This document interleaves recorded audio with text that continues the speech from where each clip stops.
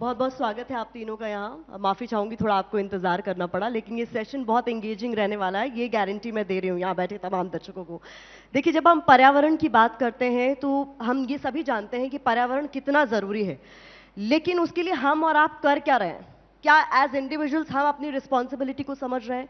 ये समझने की कोशिश हम करने वाले हैं, लेकिन ये जो सुनिश्चित कर रहे हैं ये वो तीनों इस वक्त इस मंच पर मौजूद हैं कि हमारा पर्यावरण सुरक्षित रहे, क्योंकि पर्यावरण सुरक्षित रहेगा तभी हमारा फ्यूचर सुरक्षित रहेगा। बहुत बहुत स्वागत है आप तीनों का, जोरदार तालियां एक बार। तो आप तीनों ही अपने अपने क्षेत्र में जो काम कर रहे हैं बेहद सराहनीय है। यहाँ मौजूद दर्शकों को, एबीपी न्यूज के तमाम दर्शकों को मैं चाहूंगी एक एक करी आप ये बताएं कि जो आप कर रहे हैं उसके पीछे की प्रेरणा क्या रही, आपने इस सफर की शुरुआत कैसे की? क्योंकि सर मैं देख रही हूँ पर्यावरण संबंधी और जिस भी तरीके की समस्याएं हमारे आसपास है ज्यादातर मैनमेड है, तो जो हम ही ने क्रिएट किया है उससे आपने कैसे एक बीड़ा उठाया कि पार पाना है, इन समस्याओं को दूर करना है? सर आपसे स्टार्ट कर। धन्यवाद। I never felt that I have to do this और दैट, ऐसा कोई प्लान नहीं था, but there are the some compulsions, there are the things which is haunting us, like हमारा का कुछ फीलिंग्स आते हैं वो जाते हैं, ऐसा हमने सुना। But there are certain feelings वो आते हैं हमारा का छोड़ के कभी जाते नहीं। वो एक है मैनुअल स्कैवेंजिंग है, मेरा जीवन पे मैं पहले बार देखा। दूसरा इंसान आके मलमूत्र उठा के वो सारे साफ करने के, वो दिन मेरा दिल पे थोड़ा, फिर वो आज तक मेरे से फिर वो छोड़ के नहीं गया। That feeling is making me to move forward and I have nothing to do and I have great things also, nothing to say anything, but that has disturbed a lot. ये एक इंसान आके ऐसा हमारा सामने मलमूत्र धोए तो देख के साइलेंट बैठना मेरे लिए मुश्किल हो गया। Just that is the reason I move. बहुत सारी ऐसी चीजें होती हैं जो हमें परेशान करती हैं, लेकिन हम उसके बारे में कुछ करें ये हर कोई सोचता नहीं है। हमें लगता है हाँ ये चीज नहीं होनी चाहिए, बहुत गलत हो रहा है, लेकिन उसके बारे में कुछ करना it takes a lot. Sir Satyajit sir, आप जो कर रहे हैं पानी फाउंडेशन के जरिए, क्या प्रेरणा रही उसके पीछे? प्रेरणा ये रही कि करीब 12 साल पहले मैं और कुछ और लाइक माइंडेड हम लोगों ने एक शो बनाया और उस शो का नाम था सत्यमेव जयते। तो सत्यमेव जयते जब हमने बनाया तब मन में ये बात थी कि क्या हम कम्युनिकेशन का, ब्रॉडकास्ट कम्युनिकेशन का इस्तेमाल करके क्या हम कहीं किसी भी सामाजिक सवाल में बदलाव लाने के लिए क्या उसका इस्तेमाल हो सकता है। मैं खास तौर से इसलिए अंडरलाइन कर रहा हूं क्योंकि अक्सर ये होता है जब आप शो बनाते हैं तो मकसद ये होता है कि लोग शो देखें। हम लोग बहुत क्लियर थे कि मेन मकसद वो नहीं था, टीआरपीज कितने आए, रेटिंग्स क्या आए, वो अनइम्पॉर्टेंट था। मेन था कि उस शो की वजह से क्या हम कहीं ना कहीं योगदान दे पाएंगे सोशल चेंज के लिए। और हमें बहुत एक मराठी में कहते हैं सुखद धक्का, मतलब we were very delighted to discover कि एक्चुअली ब्रॉडकास्ट मीडियम से बहुत बड़े बदलाव उस शो के दौरान हुए। हम लोगों ने 24 एपिसोड्स किए, उसमें से एक एपिसोड पे डॉक्टर विल्सन भी थे, और हमने ये पाया कि ऐसा कोई एपिसोड नहीं था कि जिसकी वजह से कोई ना कोई इंपैक्ट नहीं हुआ। कुछ तो ऐसे थे कि लाखों करोड़ों लोग उसके साथ जुड़ गए। तो हमें ये लगा कि यार हफ्ते में एक बार 1 घंटे का शो बनाने से अगर इतना बड़ा बदलाव हो सकता है तो क्या हम लोग सिर्फ एक टॉपिक अगर लेके एज कम्युनिकेटर्स काम करेंगे तो क्या हम इससे कई गुना ज्यादा इंपैक्ट कर पाएंगे क्या।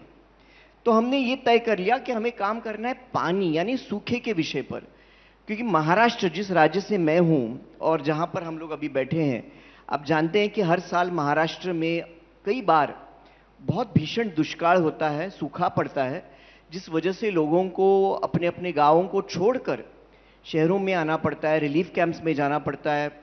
उसका विपरीत परिणाम बच्चों पर पड़ता है, महिलाओं पर पड़ता है, जानवरों पर पड़ता है।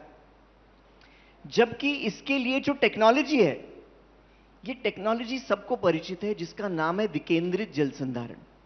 जो काम अन्ना हजारे जी ने 70s में किया, पोपटराव पवार जी ने 80s में किया, तो ये बहुत ही लो कॉस्ट मेथड है इस सवाल को सुलझाने के लिए।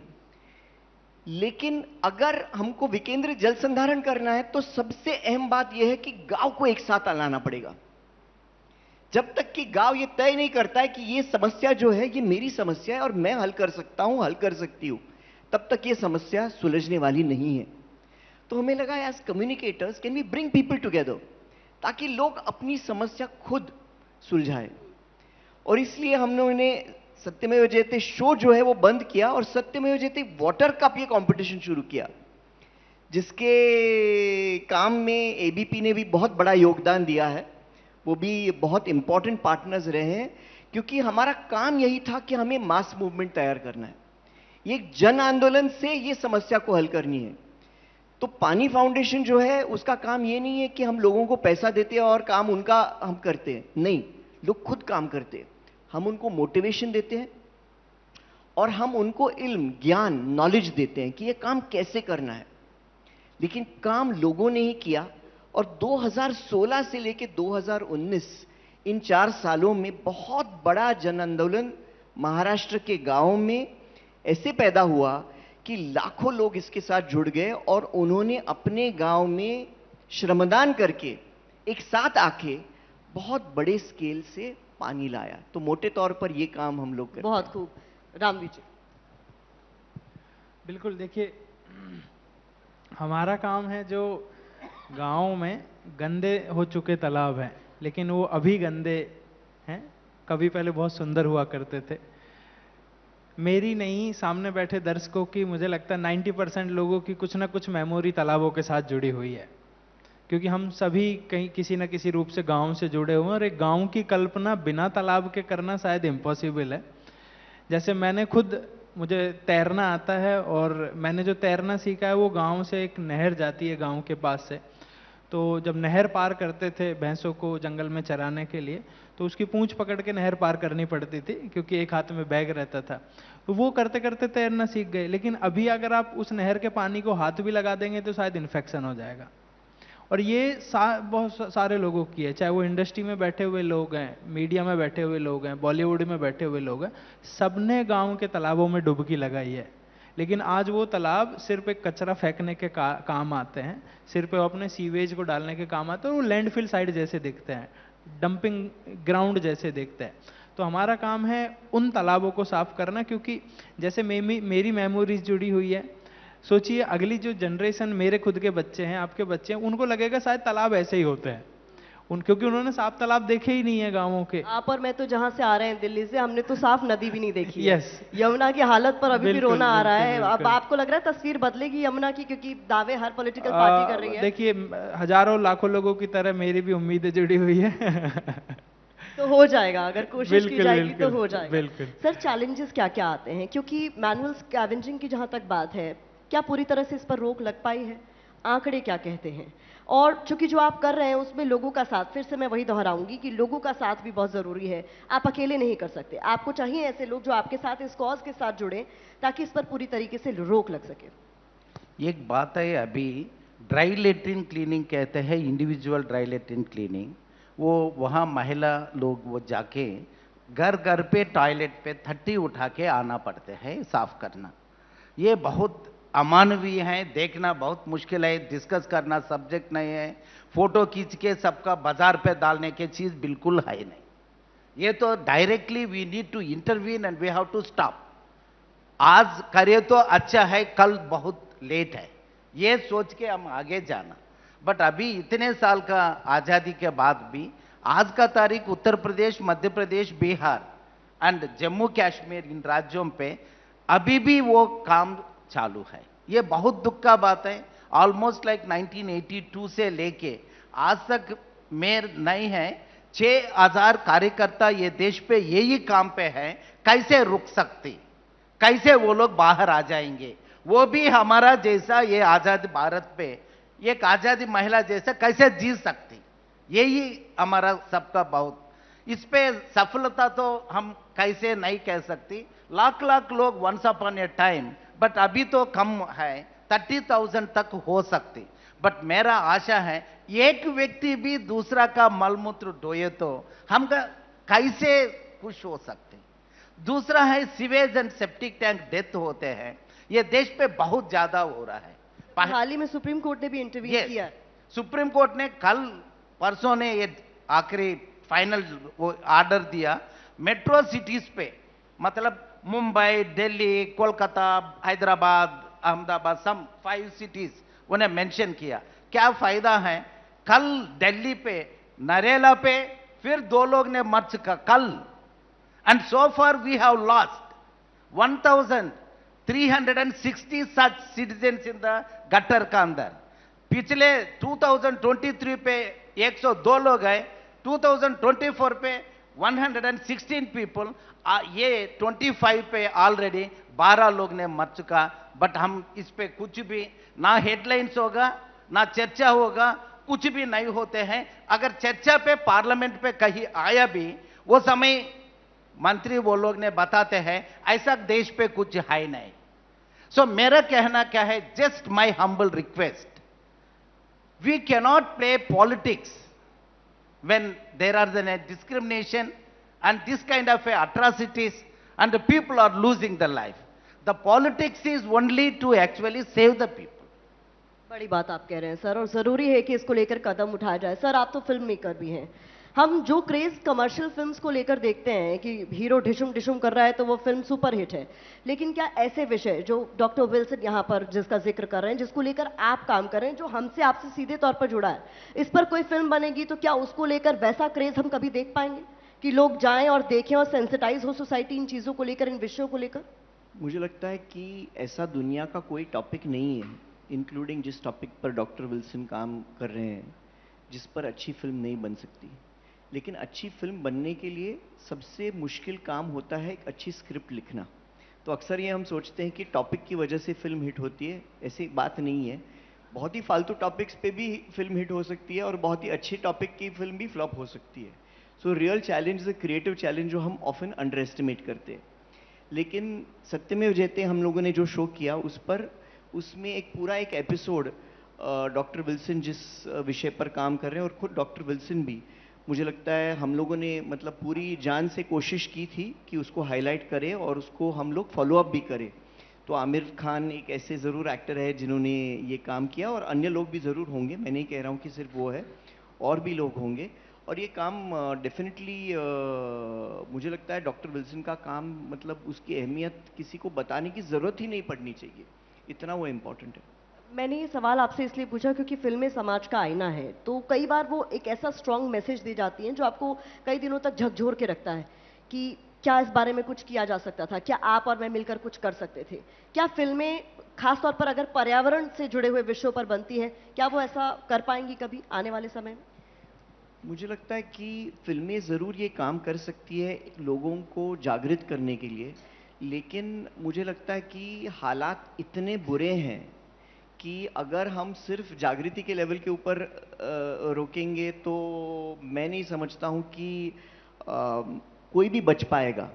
मतलब इतनी क्रिटिकल सिचुएशन है एनवायरमेंटली कि हमें अब एक्शन पर, और जो एक्शन पूरे समाज के साथ जुड़ी है, इस प्रकार के एक्शन करने पड़ेंगे। अभी आप यमुना जी की बात कर रही थी, तो मुझे लगता है एक और पर सरकार का जो कर्तव्य है वो अपनी जगह पर है, लेकिन दूसरी ओर पर सिविल सोसाइटी का है।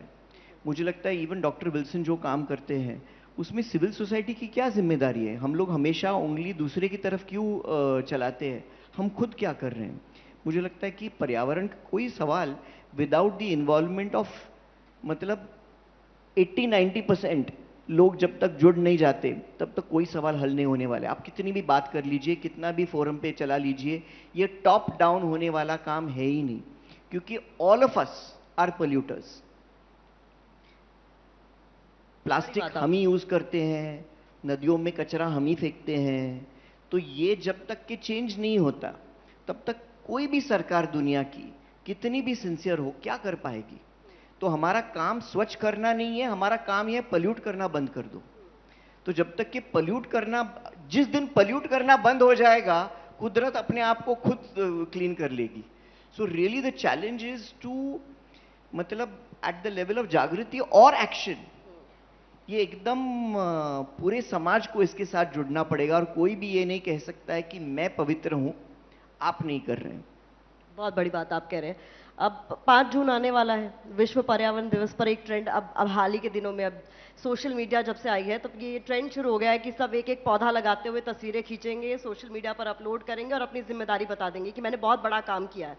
पर हम भी जानते हैं, आप भी जानते हैं, इट्स नॉट इनफ। बहुत कुछ करने की जरूरत है अपने लेवल पर। आप लोगों से क्या अपील करेंगे? क्योंकि आपकी अपेक्षा, आपने कहा ना, ज्यादातर प्रॉब्लम मैन मेड है। हम ही लोग हैं जो तालाबों को, नदियों को, नहरों को गंदा कर रहे हैं। तो हमें क्या जिम्मेदारी समझने की जरूरत है, क्या जिम्मेदारी उठाने की जरूरत है? बिल्कुल, देखिए जैसे 5 जून की बात है, तो इवन 5 जून वैसे अगर हमारे देश के वेदर कंडीशन के हिसाब से देखेंगे तो शायद एनवायरनमेंट डे को सेलिब्रेट करने के लिए प्रॉपर डे है ही नहीं, क्योंकि उन दिनों में नॉर्थ इंडिया में तो उतना टेम्परेचर एकदम चरम सीमा पे होता है कि पेड़ लगाने के शायद 5 या 6 दिन सूख के वो अपने आप पत्ती बन जाती है उसकी, है ना। लेकिन फिर भी क्योंकि हमें इंटरनेशनल डे मनाना है तो हम ये सारी चीज़ें करते हैं।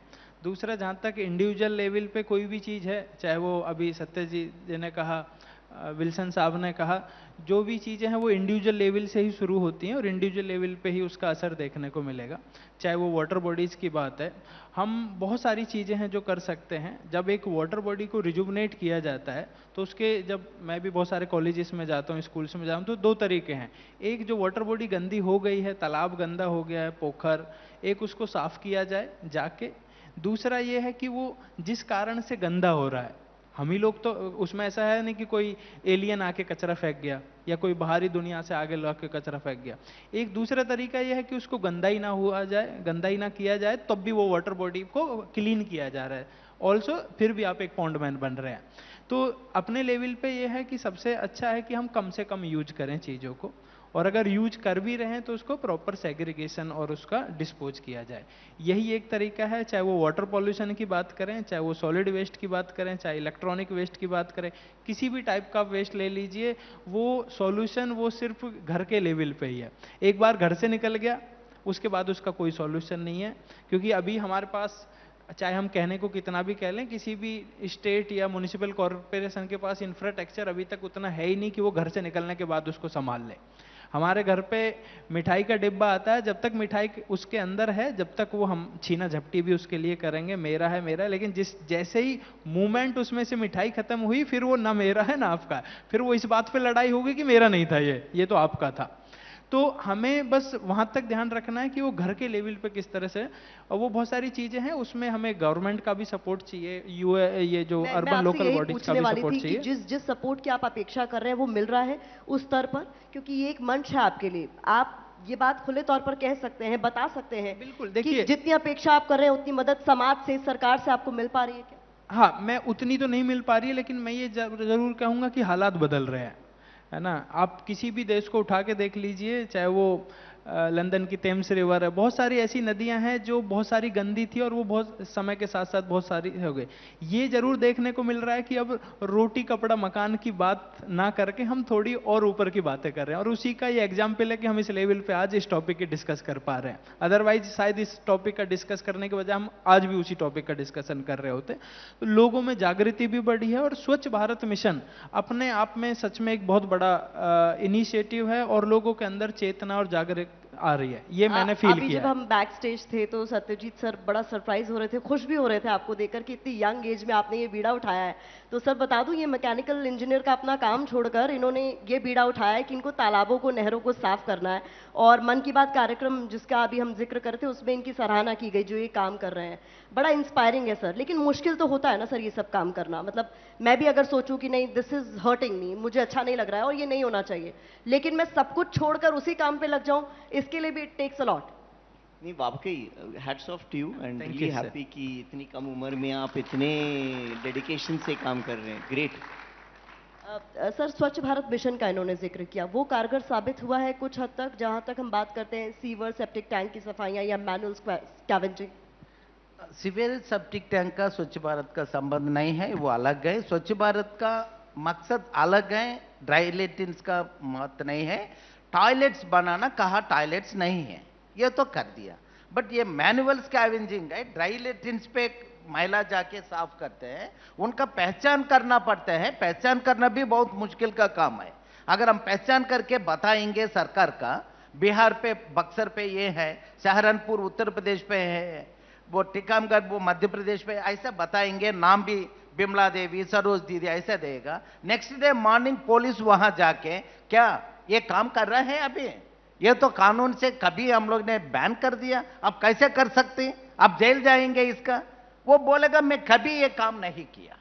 सो हम क्या करते हैं, सच पे कौन ये काम कर रहा है उनका पहचान करने के हम तैयार नहीं है, because we have declared that India as a manual scavenging free state, so we don't want to accept the truth fact. So that is the major problem. So we have to come out, let us have an सत्यमेव जयते हम कहते हैं वो समय से सच पे कितने लोग हैं पहचान कर लो। They are all our fellow human beings. How can we leave them to clean the shit and we keep quiet? आपके अंदर जो गुस्सा है और दुख है उसे मैं महसूस इसलिए कर पा रही हूँ क्योंकि सर जब मैं इस पैनल डिस्कशन के लिए एक रिसर्च कर रही थी तो एक आंकड़ा मेरे सामने आया जो बड़ा मतलब दुख भी पहुंचाता है, हैरान भी करता है। गटर सीवर साफ करने वाले 90% सफाई कर्मचारियों की मौत 60 साल की उम्र तक हो जाती है और गंदगी के बीच रहने वाले, गंदगी साफ करने वाले 8 कर्मचारियों की मौत हर घंटे हो रही है। तो आई कैन अंडरस्टैंड कि आपके अंदर ये गुस्सा क्यों। बहुत लोग है, अभी कल भी मार चुका, उनका 34 इयर्स, बिहार का एक है, मध्य प्रदेश का एक है, माइग्रेट आके दिल्ली आते हैं मर जाते हैं। इसका mechanisation is most important, modernisation of the sanitation is most important. आजादी का बाद हमारा शहर का अंदर कहीं भी हमने ठीक ठाक से एक सिटी का भी we have not covered fully with the sewage lines. So how can we expect, 140 crore लोग हैं, हम every day we have to use the toilet, this is the fact, necessity, you cannot stop this, but what is the mechanism we developed? We have nothing to do. We expect in a college, IIT students to develop the mechanism. India has no sanitation establishment even today. So how do you deal? So we need a human beings. So my submission is our mindset है caste and patriarchy which never allows to think like a human beings. वो हमारे का block करते हैं. We need to address that and then automatically everything will fall on the track. That is not happening. So it is not in a one politician, one chief minister, somebody prime minister is doing. It is in all the human beings, all the citizens, we need to join hands. See that nobody is dying in the sewage and their children are coming on the street. No education. Supreme Court ने 2014 पे judgement दिया, आज तक एक व्यक्ति का भी पक्का मकान नहीं दिया, पक्की नौकरी नहीं दिया। These are the Supreme Court judgments. So we don't even care the Supreme Court judgment. There is an Act 1993 we made. We have not filed even a single case across the country. What is our law enforcement agencies are doing? So these are the larger questions we need to understand. It is not my problem, it is not another problem, it is not the गलती है, ये सरकार का गलती, ये सरकार का, ये नहीं है. We must see that nobody is dying. We must see that no woman is touching the human excreta. That is the world we have to expect. सम्मान पूर्वक तरीके से जीने का अधिकार सभी को है। मैं आपकी इस बात से बिल्कुल अग्री करती हूँ सर, ये हमारा अधिकार है। जिस तेजी से सत्यजीत सर भूजल का दोहन हो रहा है, जिस तेजी से निकाला जा रहा है, अभी हम नंबर 1 पर हैं, हमारे बाद चीन और अमेरिका आते हैं। एक डेटा है, एक रिसर्च है जिसके मुताबिक 2050 तक आते आते देश के 50% जो जिले हैं वो सूखाग्रस्त घोषित कर दिए जाएंगे अगर इसी तेजी से ये पानी निकलता रहा तो। बिल्कुल। क्या करने की जरूरत है सर? अभी आप सेल फोन हम सब इस्तेमाल करते हैं, तो सेल फोन हम लोग सिर्फ इस्तेमाल करेंगे और उसको रिचार्ज नहीं करेंगे तो क्या हो जाएगा, वो सेल फोन डिस्चार्ज हो जाता है, आप कुछ टाइम के बाद उसको यूज कर ही नहीं सकते। उसी तरीके से भूजल की बात है कि हम सिर्फ दोहन कर रहे हैं लेकिन हम रिचार्ज नहीं कर रहे हैं, तो रिचार्ज करने की जरूरत है।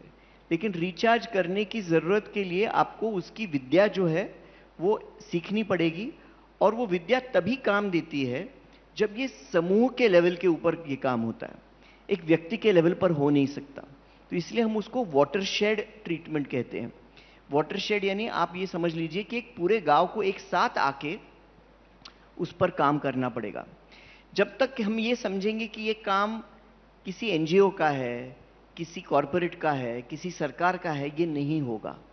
तो मुझे लगता है कि सबसे पहले बुनियादी बात यह है कि हमको ये तय करना है कि पानी किसका है, कि पानी is a common property resource.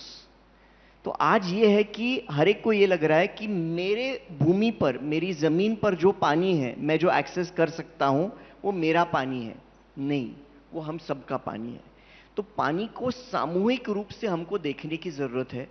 जिस दिन हम पानी को सामूहिक रूप से देखेंगे, मुझे लगता है उसका दोहन भी रेगुलेट हम करेंगे और उसका रिचार्ज भी हम ठीक तरीके से कर पाएंगे। और यही कोशिश हम लोग महाराष्ट्र में हमारी चल रही है। बहुत सराहनीय कोशिश है, मैं चाहूंगी जोरदार तालियां भी इसके लिए होनी चाहिए। एक सवाल मेरा ये भी है कि क्या अंधविश्वास भी आप लोगों के काम के आड़े आता है? सुपरस्टिशन हम डिस्कस कर रहे थे इस बारे में, क्योंकि जो कहानियां मैंने पढ़ी हैं उस पर मुझे ही विश्वास नहीं हो रहा था, इसलिए मुझे समझना है क्या अंधविश्वास कभी आड़े आता है गांव देहात में, जब स्पेशली आप काम करते हैं? बिल्कुल आड़े आता है अनफॉर्चुनेटली, क्योंकि लोगों के अलग अलग विश्वास जुड़े हुए हैं, लोगों के अलग अलग कहानियां जुड़ी हुई हैं तालाबों के साथ। कई जगह ऐसी है कि कोई शादी होती है तो उसका पूरा शादी के बाद जो भी सामान बचता है वो जाके तालाब में पूरा एंड करना है उनको, है ना। इसके पीछे क्या थॉट होता है? अब जो भी वहाँ के पंडित जी बता देते हैं वही थॉट हो तालाब जाती में है। डाला ये सब। तालाब में डालना है तो तालाब में डालना, फिर नो इफ नो बट, है ना। बहुत सारी वो देवताओं के साथ जुड़े हुए तालाब हैं। इवन अगर किसी को कई बार किसी को रिजुवनेट भी नहीं करने देते। लेकिन मुझे लगता है कि अंधविश्वास से फायदा और नुकसान दोनों भी होता है। कई बार ऐसा भी होता है कि किसी गांव में कम्युनिटी हम जोड़ ही नहीं पा रहे हैं, लोग मानने को तैयार ही नहीं है कि तालाब साफ करना है। लेकिन वही बात अगर हम किसी एक कहानी से जोड़ दें कि यहाँ पे पहले एक इन्होंने समाधि ली थी, या एक कहानी, इस देवता की कहानी जुड़ी है, तो सारे लोग इकट्ठे हो जाते हैं। तो हम अंधविश्वास को कई बार अच्छे तरीके से भी यूज कर सकते हैं।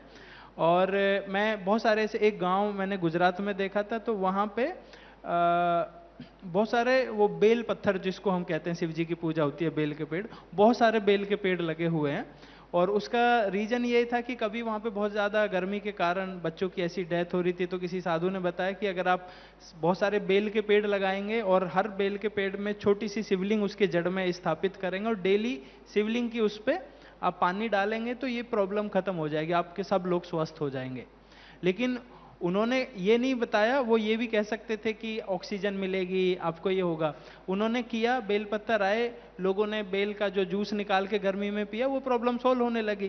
क्योंकि उनका औचित्य ये था कि गर्मी के दिनों में बेल के जैसा जूस जो निकलता है, रस निकलता है, उससे अच्छा कोई सॉल्यूशन नहीं है शरीर में से गर्मी को निकालने के लिए। वो सबसे अच्छा पेय पदार्थ है गर्मी के दिनों में। लेकिन उन्होंने दूसरे तरीके से उनको बताया और लोगों ने उसको आंख बंद करके विश्वास किया।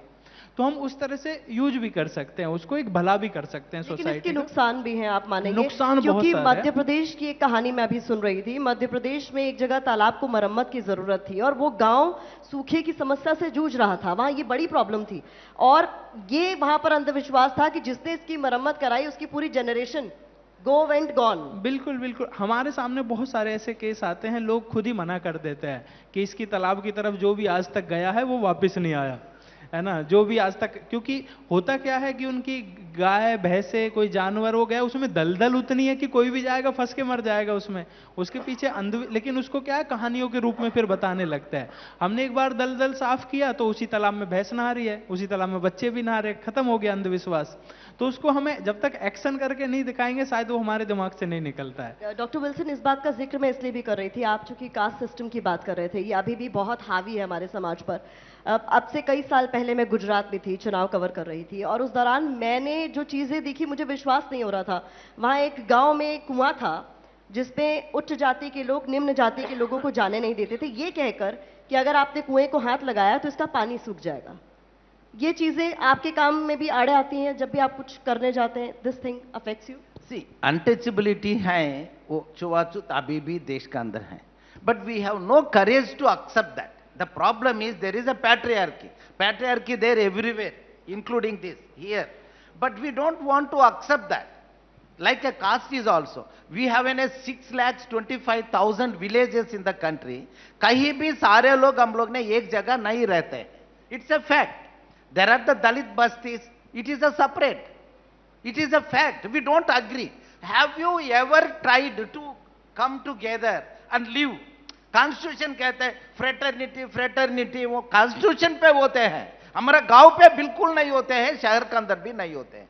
So we need to accept the fact and address that we are the great people, we can achieve everything. I have seen that because of the lakhs of the women, Many people I have seen, and in Haryana, Punjab, Rajasthan पे ऐसे ही वो टोकरी रख के जाने के समय मैं खुद देखा 15-20 साल का पहले। आज का तारीख पे कोई नहीं है, बट उनका रिहैबिलिटेशन देना सरकार ने 1 रुपया भी नहीं देते हैं। दूसरा लोग क्या सोचते हैं, काम छोड़े तो हमारा का रोटी नहीं मिलेगा।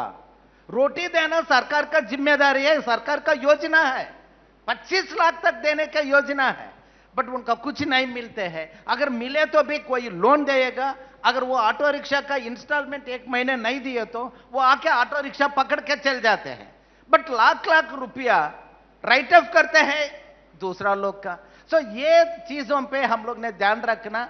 Rehabilitation is most important of the सफाई कर्मचारी। एंड पक्की नौकरी नहीं है कहीं भी अभी। सारे लोग लाइक एग्जांपल, वो 25 इयर्स का पहले उनका 12-13 हजार रुपया मिलते थे। आज का तारीख पे अभी क्या हो गया, उनका 8,000 का काम करना पड़ता है। सो कैसे? So this is an inequalities, it is every day we only purposely increasing. तो आखिर में आप सभी से एक एक बार जानना चाहूंगी कि हमें जिम्मेदार नागरिक के तौर पर क्या कुछ करने की जरूरत है अपनी डे टू डे लाइफ में, जिससे हम थोड़ी सी सही एक कोशिश कर सकें, उस कोशिश का हिस्सा बन सकें जो आप लोग बहुत बड़े स्तर पर कर रहे हैं। We have to come out and speak truth openly. We should not hide anything. Openly, if we speak truth, definitely there is a change is possible. किस चीज के बारे में आप पूछना चाहते हैं? सर, हम अपनी जिम्मेदारी समझें, अपनी डे टू डे लाइफ में ऐसा क्या करें, जैसे आप पानी को लेकर काम कर रहे हैं। मुझे लगता है कि मुझे कोई अधिकार नहीं है किसी और को अपनी जिम्मेदारी के बारे में बोलना। वाकई नहीं मैं सर, कह जो रहा आप काम कर रहे हैं बहुत सराहनीय है। अगर आपकी कोई सलाह मेरे भी काम आ सके तो मैं कल से ही उसको अपने डे टू डे लाइफ में शुरू मुझे करना लगता है चाहूँ। कि आज हालात ऐसे हैं कि हर एक को पता है कि मैं क्या कर सकती हूँ या क्या कर सकता हूँ। तो मुझे लगता है अपने दिल में टटोल के ये अपने हर एक को खुद तय कर लेना चाहिए कि उसे क्या करना चाहिए।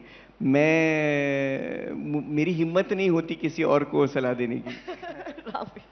बिल्कुल, सबसे पहले देखिए हमें एक्सेप्ट करना सीखना पड़ेगा जो हम कर रहे हैं। जब हम अगर ये एक्सेप्ट कर लेंगे कि जो हालत ख़राब है वो हमारी वजह से है, हम ही दोषी भी हैं, तो शायद वो सॉल्यूशन भी हमारे अंदर से ही आएगा। यही एक उसका सॉल्यूशन मुझे लगता है। बहुत शुक्रिया आप सभी का इस मंच पर आने के लिए और अपने तमाम जो राय है हमारे साथ साझा करने के लिए। कुल मिलाकर इस पैनल से जो एक बात समझ में आ रही है वो कि विकास जरूरी है, लेकिन वो किस कीमत पर हो रहा है ये भी समझना हमारी और आपकी जिम्मेदारी। बहुत बहुत शुक्रिया आप सभी का।